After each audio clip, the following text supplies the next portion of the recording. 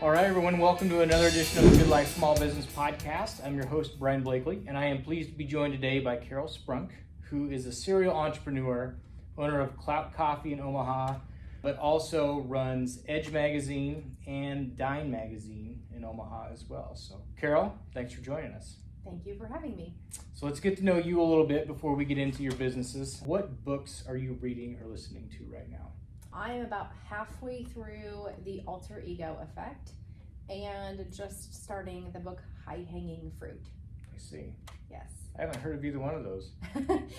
So what I'm loving about The Alter Ego Effect right now is it's talking about like who do you need to become to do what you need to do.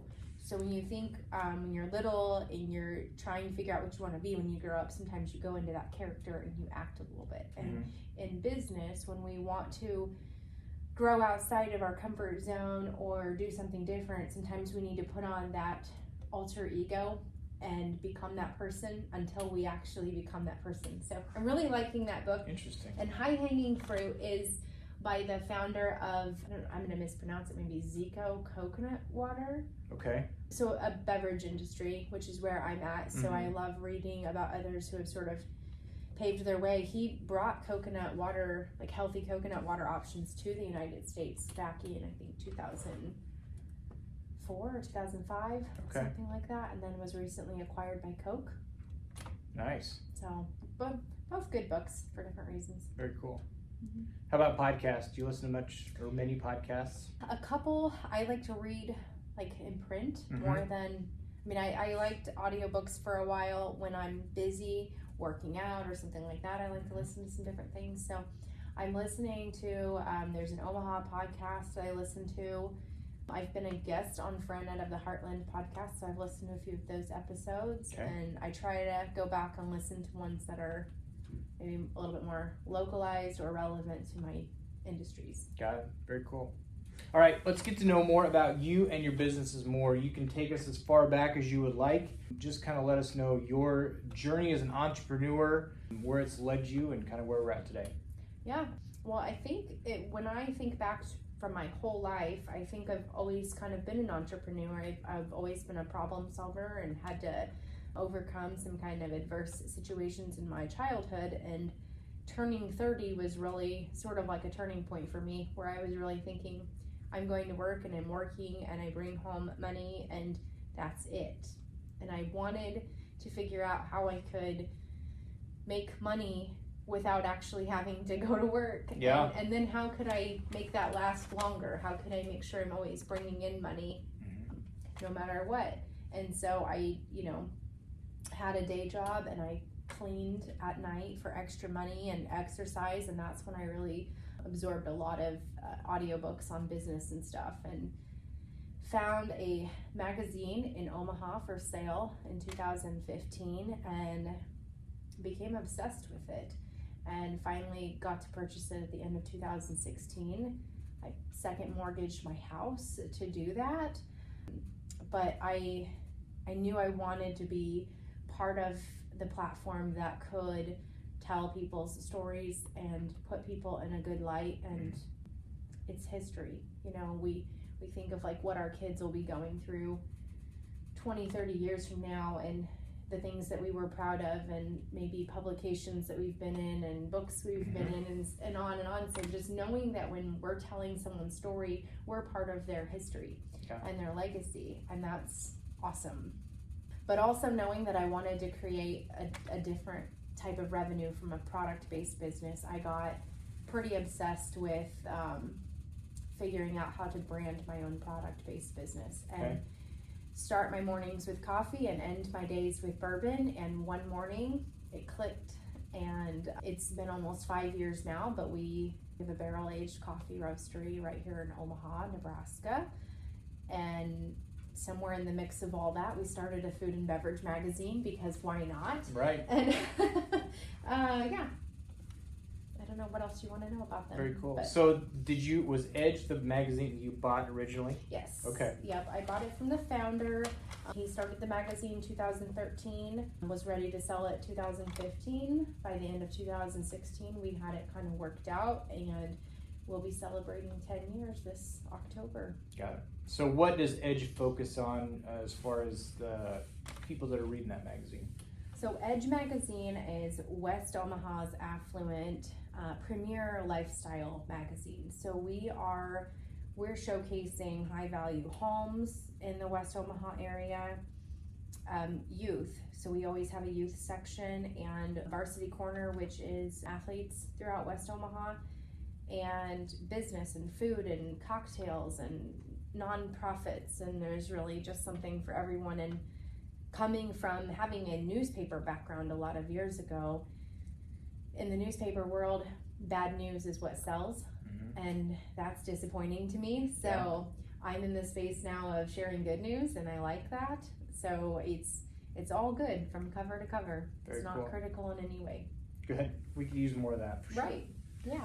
Talk about, so getting into coffee, how did that, just kind of talk about the process of, you say it clicked one morning, where did it go from there? Like, how do you get into the process of what exactly is Clout? What makes Clout different?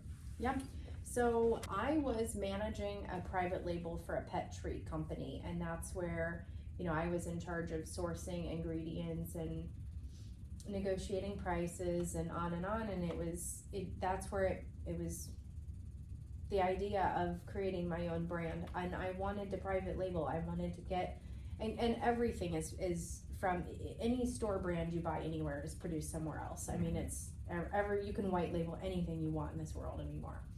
So that's what I wanted to do. I didn't ever want to get into the production side of things and the manufacturing side of it, but everywhere I turned, I hit a roadblock. And by then I had already, I wanted to have a name that was powerful and it was purposeful. And I landed on Clout because when I looked up synonyms for the word power, Clout was a synonym. And I was like, well, it starts with a C, so Clout Coffee, it makes sense. And from there, it was just designing a logo and all the things. And everywhere that I turned to try to private label, I found that I didn't either enjoy the product enough to put my own brand on it, or I was running into logistical issues, shipping and quantities and pricing and on and on and on. And I mentioned to my graphic designer one day that I was having problems finding a solution, and he said, well, I know someone locally that roasts coffee. They might be willing to give this a chance and figure this out for you. And I said, sure. So asked him, and he said, yes, I'll do that. I'll figure that out for you. And so I was like, well, now I gotta get a barrel. And I had seen barrels before, but I was not really putting two and two together. And I went down to Brickway to get my very first barrel, and I had my minivan. So we had to put all the seats down in my minivan and drive this barrel across town with the rusty barrel rolling back and forth in my van. Yeah. It was awful. And they're very heavy, but one barrel down, and today we just filled barrel 146. Nice. Yeah.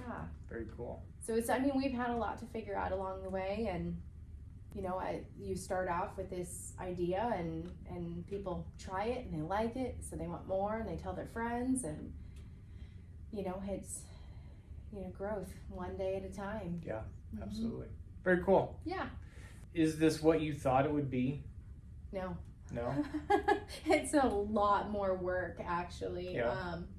Hindsight, man, I tell you, like, people that are in service-based industries or tech industries, there's so much more margin to be made and not near as much work that has to go into it. In a product-based business, so many components have to come together, and it's hard. And I feel like in this town, or not just this town, but the state even, there's just not any focus on CPG.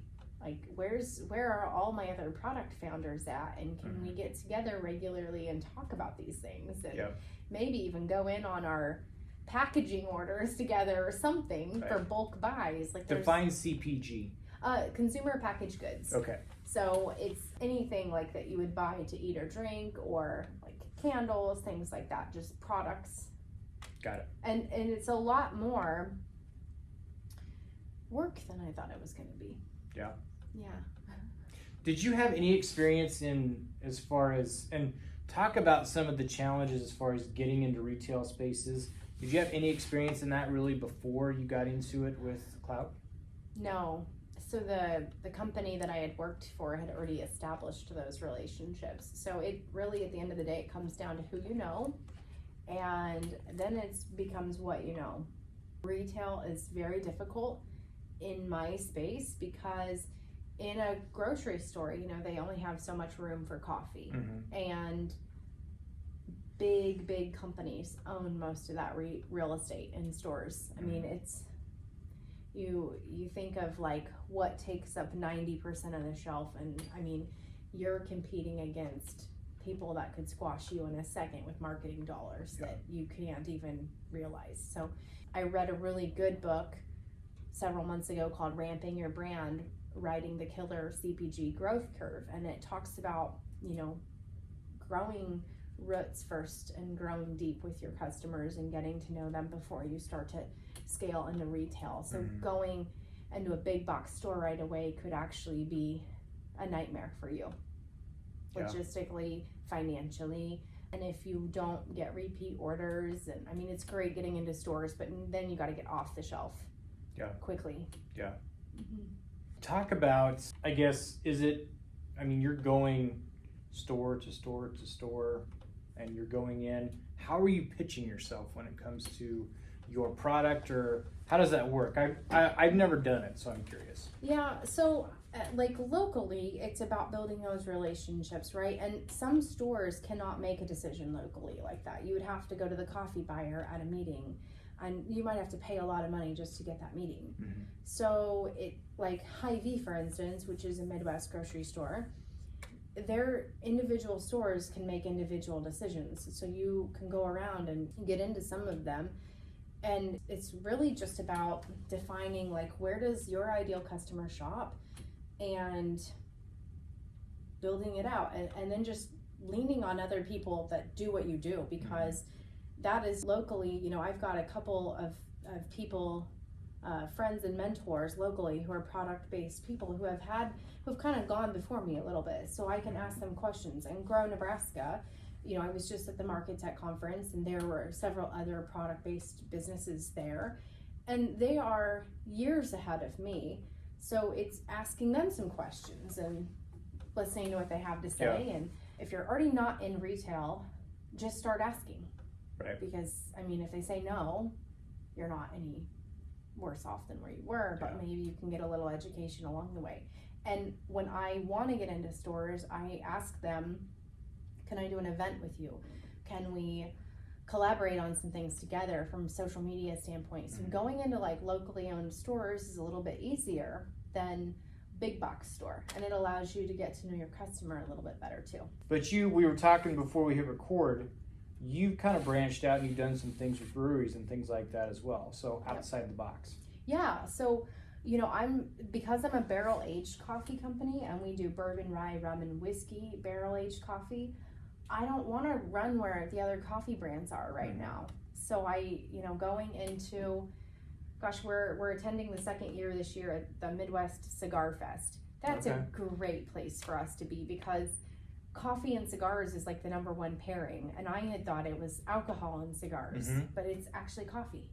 So that's a great place for us to be, right? So these breweries, First Street Brewing in Hastings was the first brewery to do their popular blonde with our coffee in it, and it was awesome. And I don't even like that type of beer, but it was great. And we did a collaboration with Brickway before, and we're getting ready to do another one. So Brickway is doing a coffee vanilla pilsner this Wednesday in their tap room. And it's that for me is going where your customers go. We're a craft coffee, so on the shelf we are more expensive than all your other kinds of coffee. I'm almost $30 a pound online, so it's not an inexpensive coffee by any means, but craft beer drinkers also are prepared to spend more money on beer than, because they're not buying mainstream. They're buying someone's blood, sweat, and tears, and that's what you're buying when you buy Clout Coffee is somebody's relentless effort to claw their way to the top. Yeah, absolutely. Well, and I think that that's great too with what, you've got a different product. And so going outside of just the normal retail stores and getting in with the breweries and, just finding different avenues where you can place your product, that's part of the fun. Yeah, we do a lot of sales volume in liquor stores and things of that nature. Because again, like, I use this analogy to so many people. When you go into like Bath and Body Works and you want to buy a bottle of lotion, you'll spend $15 on it and you won't even complain. Right. But you go into Walmart and $15 for a bottle of lotion would irritate you because the expectation is different. So for me, if our coffee can be placed in an area where the expectation is there, then the sell-through will be better. We've had some poor placements in liquor stores where maybe they're known just for selling very inexpensive beer. Well, then our coffee is not going to do well there. Right. So if we can be next to the higher end bottles of alcohol and provide a more unique experience and a gift option, then the perceived value is there. Yeah, absolutely. Were you open during the pandemic? Yes. I mean, we're not a coffee shop where people can come in and when people do walk in because they think we're a coffee shop, I make them a K-cup and I'm like, that's the extent of my abilities. But we did, I think, better in 2020, but for a variety of reasons. We got a different capital infusion into the company, and so that allowed me to buy some different inventory and scale on Amazon a little bit more. Okay. So we did better, but as an e-commerce brand, that's how we started, as a website and then on Amazon and Walmart.com and things like that. And so now we're kind of expanding into some retail. Got it. Did you have to make many changes? Were there adjustments that you had to make because of how just the economy shifted? I don't think so. Not for the coffee brand anyway. The magazines were obviously different. We struggled a little bit. We lost some advertising clients.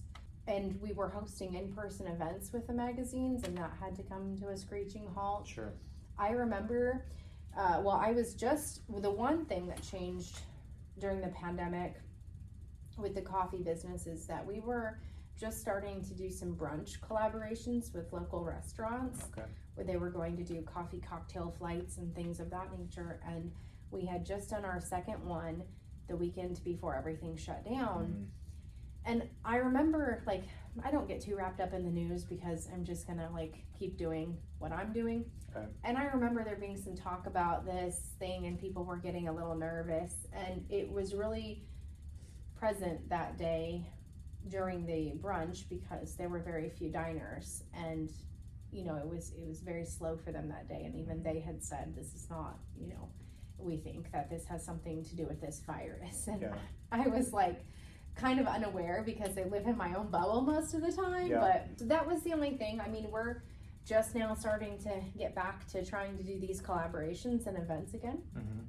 Have you had a good reception on that, or have you put one together, or is it just kind of getting things lined up? So we have not done a brunch collaboration since 2020, but we've done a few other things, and that's good. It gets people together. When we launched our Nitro Cold Brew, we had an event for that, and then I sold out of the inventory, but I don't have enough cash flow to keep that product going until I can get cold storage and all these other things. But otherwise now we're just sort of kicking off these brewery collaborations. Yeah.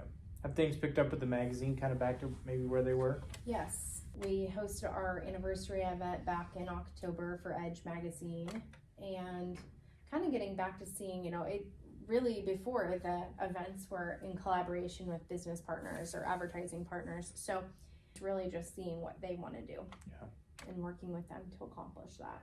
Very cool. What's something that you wish you were better at with your one business or all your businesses? What's something you wish you were better at? Understanding financials. Nah. I hate it. Oh, I do. But I started this year saying just get a little bit better each day. Just one thing you can get better at. And you don't have to be great at it all at once. Just if you understand what this line item means and how it affects others. And I work with my bookkeeper pretty closely and to better understand it, because I don't like the word budget and I don't or taxes or any of those other things, but kind of is a drain on the creativity when you budget sometimes. Well, and I feel like being such a small company and having to wear so many hats, when you have to spend so much time doing the things that drain you, it makes it really hard to get the energy to go do the things that don't drain you. Right. So I'm like, where's my person at? Where's my person who offsets? Like, I like bringing different people to the table with different talents and letting people shine at what they're good at. Yeah. Was there one thing that happened, or did you just kind of get to a place where you're like, I just have to be better about this even though I don't want to? Yeah, I mean, reading books that tell you, about, you're never gonna, it's kind of like that in the alter ego effect book. If your goal is to become like X or like so-and-so or whatever your big goal is, who do you have to become to do that? And so I also think, okay, give yourself a little bit of grace, because you're just starting to figure this out. There are people much younger than me that have figured out a lot more, but you can only start from where you're at and go forward. Yeah. And the reason I ask that question is because whether it's marketing, whether it's financials, whether it is, maybe just stepping away and becoming a better business owner or whatever, you wear so many hats and there's so many things that you have to do, but you can't do them all. And so it doesn't matter who the person is, there's just something that either they're not good at it or it is draining to them. It interests me to hear how people, some people wish they were a lot better at marketing. They get so wrapped up in doing the work, they don't market like they should, or it's the financials or whatever it is. So you just can't do everything.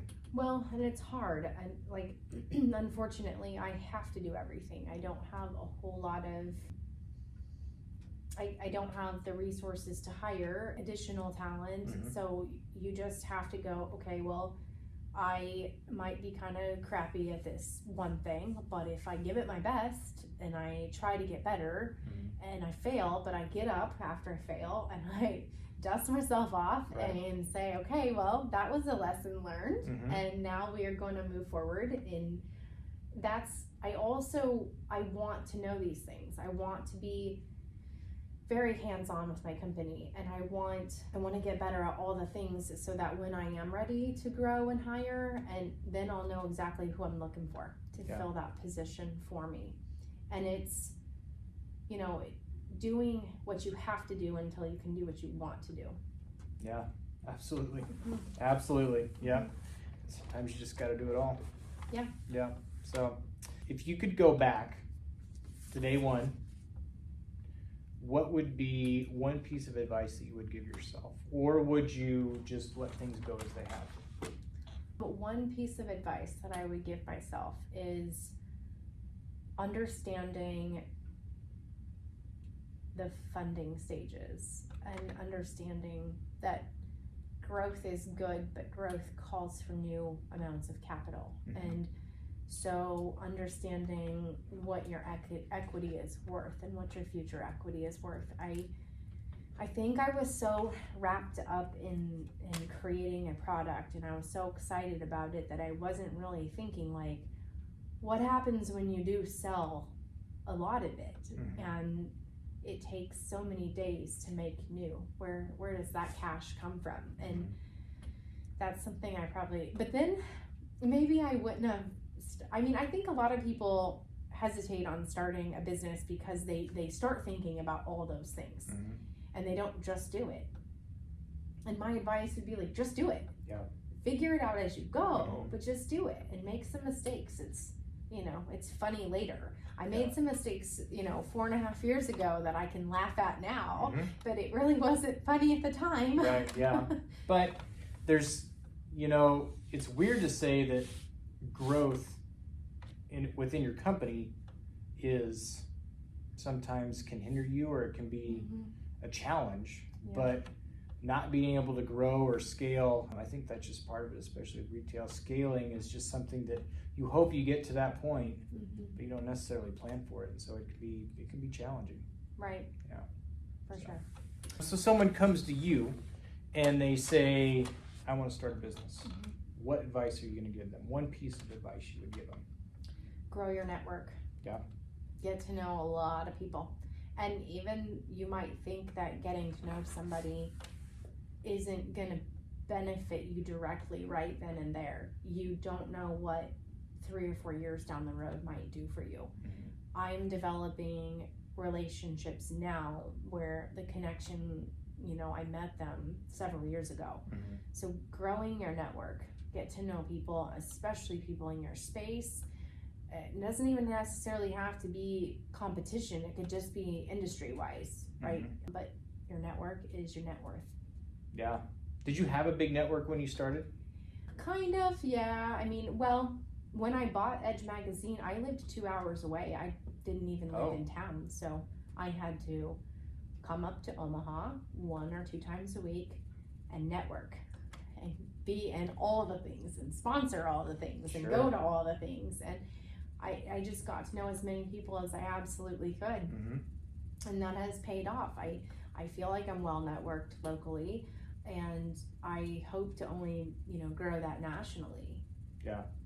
Yeah, I think it is important to, and it's, even if it is someone in the industry, I've said this before on the podcast, but I think you'd be surprised. There's people out there that are willing to help, and they may not give you the whole recipe, but they're willing to help you maybe not stumble along the way like they did. Well, that's my bigger goal for Clout.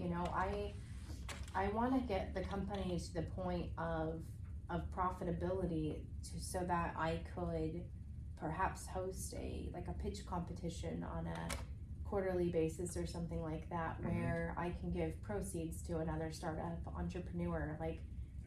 My goal for that company, long-term goal, would be to go back and help people who are doing what I'm doing right now. Because if I could go to a pitch competition and win a couple $1,000s for something, and I enter all the things, I'm trying to win all those things myself. I'm trying to pitch, I'm trying to do all the things, and so I want to be, I think that's my legacy. That's how I want to leave it, is I want to be able to go back and help other people that are trying to make a name for themselves. Yeah. How can we find out more about you, about Clout, about the magazines, social media, websites? Where do we go? Well, for starters, you can go to carolesprunk.com. That is just a little about me and the companies with direct links to those other companies. But cloutcoffee.com is our e-commerce website. And then the magazines, it's edgemagazine.com and dinenebraska.com. Got it. Very cool. Hey, thanks so much for taking the time. It's a pleasure to get to know you, to come in and kind of see things and just hear about your spirit and your business. It's really cool. So thanks so much for having me as a guest. Absolutely. Best of luck. Thank you.